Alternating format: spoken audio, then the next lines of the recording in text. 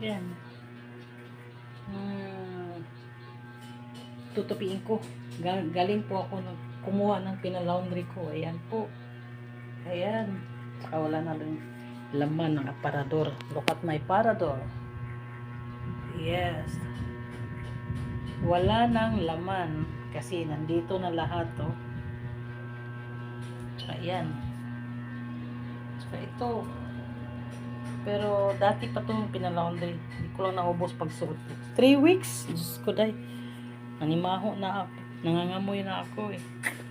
Nangangamoy na ako. Wala na akong maisusuot. Kasi araw-araw na ako sa tindahan.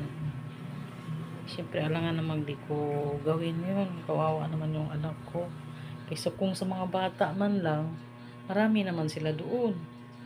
Marami naman